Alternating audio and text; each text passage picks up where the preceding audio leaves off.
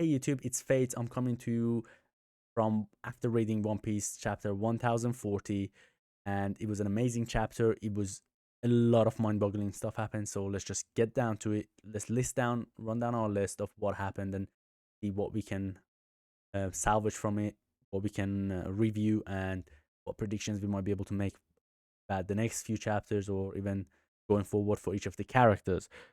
I do have a list here, so I'm just going to try to read out from them. I want to keep things on point. Well, one of the first things we saw was that Big Mom still held on after all of the hammering that they gave her in the last chapter, and then she also used her soul focus and she went for the life or slavery on Kid and Law. Well, we kind of saw this coming. We kind of saw that Kid or Law would not be scared of Big Mom. I mean, if they were scared of Big Mom, they wouldn't be challenging Big Mom, or well, they wouldn't be challenging Kaido. They wouldn't be aiming for the four emperors. So if they were aiming for them, it is safe to assume that they're not scared of them. And we kind of saw that their soul won't be coming out. And afterwards, we saw Law manage to use a move that was kind of based on Rosinante's. I can't remember the exact name of the devil fruit, but Rosinante could cut out all sound from everywhere, and that was kind of nice. I feel like that was a kind of a throwback in a way. That's somebody Law used to look up to, so he has a move that's kind of based on that person. Whereas we've seen Luffy also has the Red Hawk that's kind of based on his, based on Ace and all of his emotions and everything that he's gone with Ace through. And the same here for Law, he has that move that's based on Rosinante. So that was a nice shout out. And then what we saw was Big Mom almost made the armor explode. He almost ended this whole arc early, but luckily Yamato freezing those bombs, only one went off, and the weird blob monster that was made that wanted to blow up the armory. We saw something look like that maybe Big Mom might have pulled out his soul, or just in the explosion, bit of his body was damaged, and a piece of him managed to get away, and he was again calling for Orochi-sama, which that's as it went for that one. And then afterwards, we saw Big Mom with her thoughts bubbles, condemning Roger in a sense that Roger started the Great Pirate Era, knowing he's not gonna have to be here, deal with the upstarts, and she and Whitebeard and uh, Kaido would be the ones to end up dealing, in a sense, with the neo young upstarts. And she, at the end, we also saw that she wasn't sure if One Piece was real. She kind of asked Roger, "Is One Piece real? It better be." So that's a confirmation. Even as a four emperor, she didn't know, but Whitebeard knew, because we know that because him and Roger were rivals, and in a sense, when you rival with someone, in a sense, you become close to them, you become like a friend, and they had spoken about it. So Whitebeard knew that it was real, but Whitebeard never wanted the One Piece. He never wanted to be the Pirate King. We know that, and that's why a lot of us have him as one of our favorite characters in the show, because he was, in a sense, beyond that. He was above that, and that was a good shout for me as well. And then we saw, while she was having these thoughts bubbles, we saw where everybody else was. Another point that I wanted to point out was that we saw Zoro passed out where he was. There was no sign of the Grim Reaper, so whatever was happening with the Grim Reapers, either we're gonna get an explanation on later on, or it's already happened and we're just gonna get a quick flash of it. But what caught my attention was on the panel below the one with Zoro lying on the ground. It looked like the ground that Zoro was on crumbled somehow, and what looked like was a figure with three swords falling. So that's an interesting one. I want to see where that goes, because if I remember from the previous chapter, Zoro wasn't inside. Zoro was outside. So if it's crumbling, there's a chance of Zoro falling all the way, which I don't think would happen. I think if Zoro starts falling, I think Momo might catch him. But I want to I would like to know where that's headed. And on the page after that, I loved what we got. I loved what Oda did. So many times we've seen people get defeated, but you don't get the confirmation of what's happened to them, and then you get them come back, and they end up doing again something else. But here we got the panel. Oda confirmed it that in the fight between the Worst Generation and Big Mom, Eustace Captain Kidd and Trafalgar the Waterlaw were victorious. I don't think Big Mom's dead. I want to point that out right here, right now. She did say, don't you dare assume I'm dead. I'll be back. I'll be back. But I do believe that she will have an arc of her own, because here she felt like she was just a secondary antagonist to Kaido's being the big heavy. I do feel like Big Mom's arc is gonna have a lot more to do with her backstory with the giants and what happened on Elbaf, what happened with Mother Caramel, and the whole idea of her just going out here doesn't feel that good. It feels like a waste of a character, as if Oda built up Big Mom so much just to have her be a throwaway character. I do admit if I remember correctly, Whitebeard was 72 when he died, so and Big Mom around now should be somewhere around the same age, so it makes sense that her strength would have deteriorated from her prime. But I still feel like she could go out in a way more awesome way, in a more awesome manner than just falling from Onigashima and just dying on that. But I do think she's alive, and I do think she's gonna make another appearance. I do think if we do get an arc on the giant island of Elbaf, I think she might be involved on that, because they did show she has a lot of connections there. She even tried to marry off one of her daughters to a giant, so she could have a better relationship with them. So going by those, I do feel like she shouldn't be out. If she's out, that was a really disappointing way of Big Mom going out. And I think Kid and Law are done for the rest of this arc.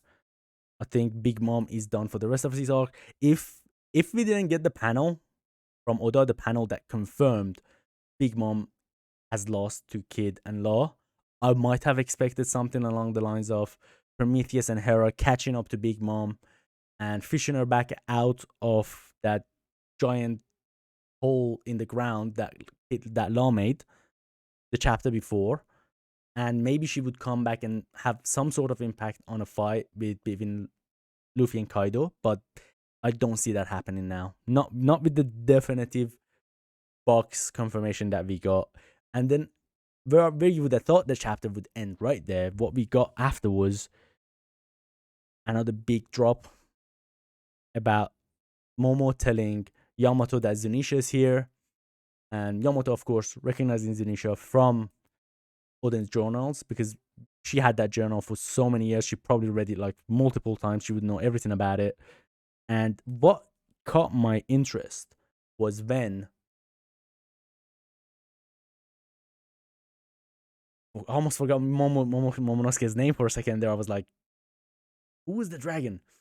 What caught my interest there was that Momonosuke said Zunisha, an old companion of Joy Boy, who committed a great crime 800 years ago.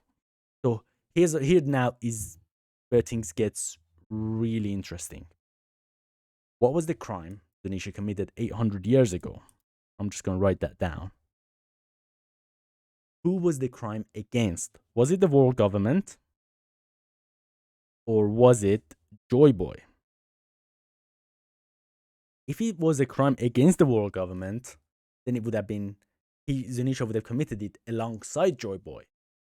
But what if the crime Zunisha's committed is not against world government, but it's a crime Zunisha committed against Joy Boy?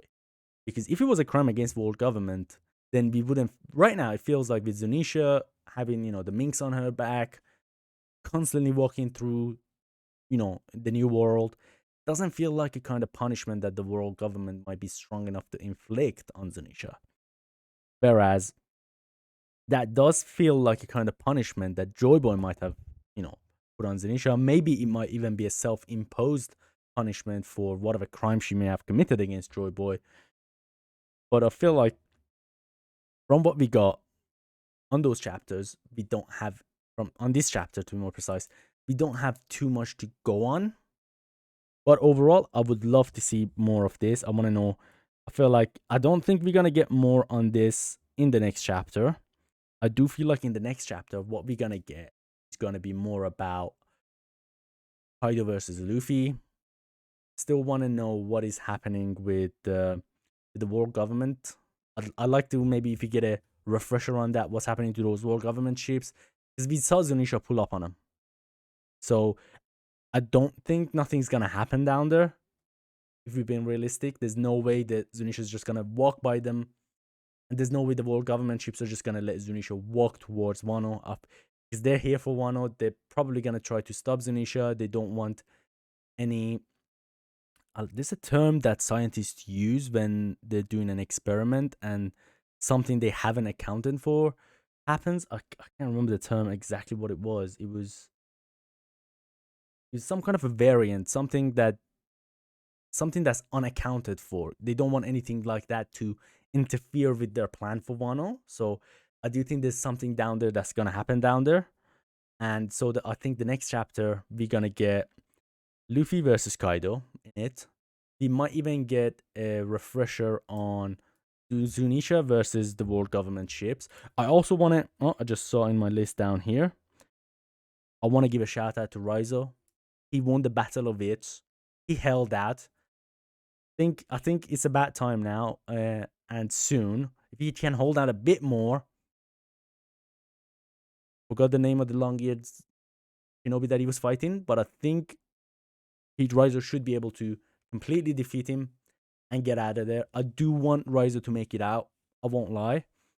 He's one of the more entertaining characters that I enjoyed watching, especially, when we saw his ninjutsus back on Zunisha, back in on the with the Minx tribe.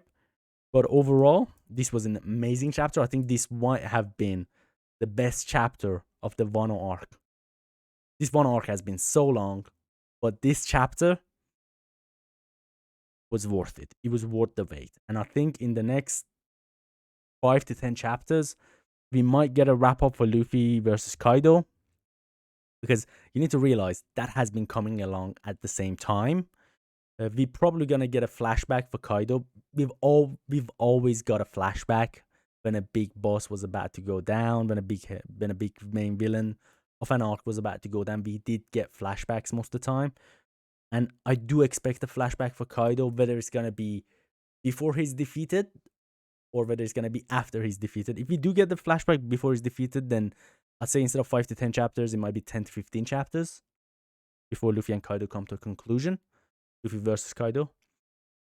If it is gonna be a backstory, a flashback after Luffy has defeated Kaido, and Kaido's gonna just get that that moment where they say that moment of clarity before death, where you get your life flashes before you, so to speak. If we're gonna get that for Kaido, then I feel like that might be after his defeat. So Luffy versus Kaido will wrap up in 5 to 10 chapters. We get another 10 chapters of flashback or something. And I've been reading a lot. I've been reading about a lot about people expecting Kaido to be killed. I still don't see it happening. For the one reason of Luffy doesn't kill his opponents intentionally. And everyone's like, oh yes, but he's killed Oden. He's gotta die. But again, I personally don't see Luffy killing Kaido. It could happen. I mean, it could be Luffy might defeat Kaido and Kaido just falls over the edge and kaboom. And because, he's so tattered, he's so injured that his haki is not even, at the peak of it, and the fall might kill him. Or it might be that Luffy hits him so hard that he just goes flying across Wano and back into the sea, and he just drowns to death. That could happen again. It's One Piece. Anything could happen. And if anything happens, I'll still be hyped for it. I'll still be excited for it. But overall, I feel like we're about to end. We're super close to the end of Wano. I feel like after this arc, we're probably going to get an Elbaf arc for the Giant Island. I would love it if we get an arc. I think we're still going to get an arc for the Revolutionary Army and what's happening over there. We're going to get an arc that's going to be as a consequences of what's happened with Sabo.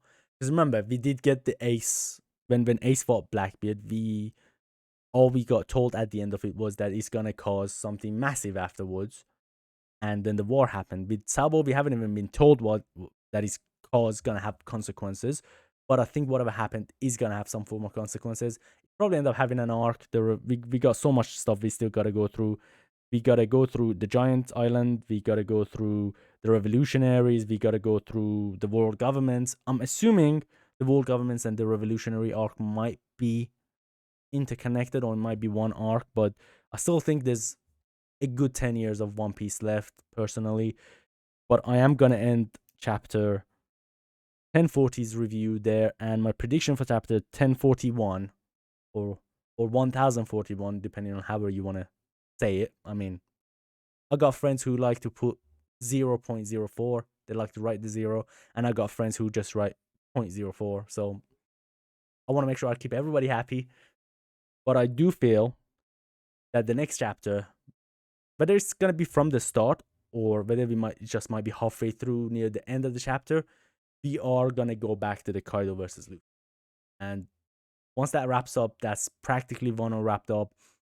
Unless Oda's gonna do reveal anything about the ancient kingdom, about Joy Boy, because I feel like Wano is so closely interconnected with all of the stuff about the Void Century, about the ancient kingdom, about the Sun God, about the Lunarians, about what's gonna happen, what really happened, how did Joy Boy, lose the war? If Joy Boy lost the war, what if it was something like kind of like what Doctor Strange did? What if he just stopped what was happening then because he wasn't sure, but he knew that in the next reincarnation, whether Luffy's Joy Boy or whoever will take the mantle of Joy Boy might, end it better than he could have. So I feel like one was, as Oda said it himself, is one of the more important arcs. Is gonna bring everything together. So I still think after the Luffy versus Kaido, we're gonna have a lot of lore drops. We're gonna have a lot of, as I like to call them, info dump chapters. Chapters where it's just reading and reading and reading and not much action. I love those chapters. I love those chapters as much as I love the action chapters. I like those even more because the information. If you're like me and you like to think about the One Piece chapter throughout the whole week, like you're having your lunch and you're like, oh, maybe that's what that means that you just read Saturday, Sunday, and if you like me like that, you enjoy those info dump chapters. So I'm gonna look forward to those, and I hope you guys enjoyed 1040. I hope you guys enjoyed seeing the very first emperor to be defeated by the. I stand corrected. The very first emperor to be defeated by the worst generation. I suppose you could say the very first one to be defeated might have been Whitebeard, but I don't take Whitebeard versus Blackbeard. Blackbeard killing Whitebeard and taking the devil fruit. I don't count that as worst generation beating an emperor, because Whitebeard he already fought almost the three admirals. He already fought two of the admirals. He was already injured from a lot of other stuff happening before. If Whitebeard was at the peak, like if it was Whitebeard when he came to the war, then I don't think Blackbeard would have stood a chance. So this was the very first time that in a form of a straight up fight, Fourth Generation has beat four emperors. So that was amazing. I hope you guys enjoyed it. I hope you guys enjoyed this video. If you have enjoyed this video, drop me in the comments about anything you might have picked up on this chapter that you think I missed out, that you think I should look out. And if you got any other theories about any of the effects that this chapter is going to have, any of the theories or any comments about some of the things I said about what I think is going to happen in the next chapters or in the next coming arcs, do drop a comment. I enjoy reading comments. Haven't got any comments yet, but you can always keep the fingers crossed. So see you guys in the next video.